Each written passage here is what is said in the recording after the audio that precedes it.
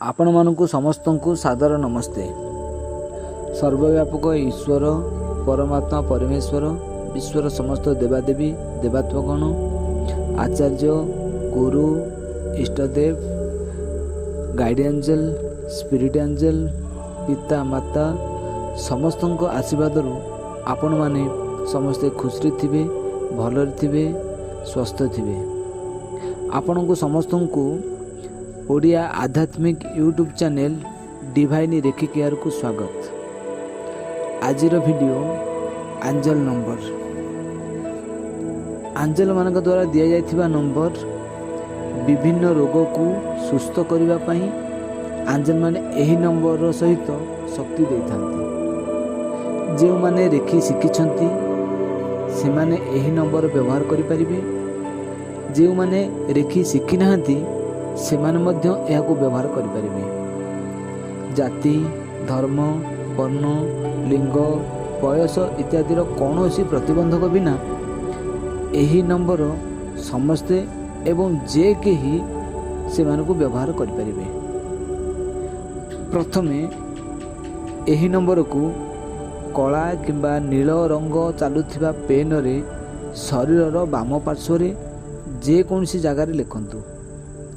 बाहर को देखा जिबा न जिबा सह कौनसी संपर्क नहीं। शरीर बाम अंश रे पूरा दिन रहिबा आवश्यक।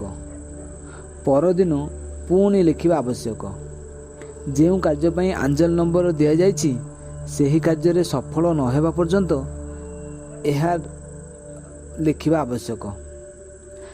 आपण जदि बाम हाथर प्रयोग सबुले करूथांती तेबे एही नंबर शरीर डाहाण पार्श्व रे जे कौनसी जगह रे लिखंतु। ग्लास को घोड़े रखिला भली दुईटी वृत्ताकार बा वर्गाकार कागज खंड रे वृत्त बा वर्गचित्र अंकन करी ता मध्य रे निर्दिष्ट एंजल नंबर को कला किंबा नील रंग रे लिखंतु। पानी ग्लास रो तळ भाग रे एक कागज खंड और पानी ग्लास रो ऊपर भाग रे एक कागज खंड घोड़े रखंतु। सेही पानी को पियंतु एवं सरीगले पुणी पानी भर्ती करी सेही पानी को सबुले पीवा अभ्यास करंतु। आम शरीर रे बात पित्त और कफ समान अनुपात रे ही थाए।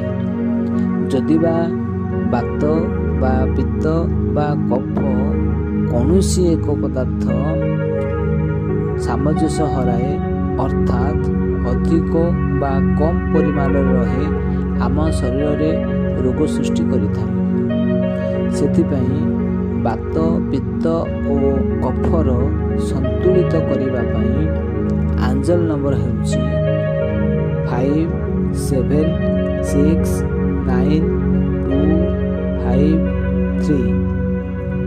बात पित्त और कफर संतुलन पाई एंजल नंबर हेउछि 5 7 6 9 2 5 3। धन्यवाद।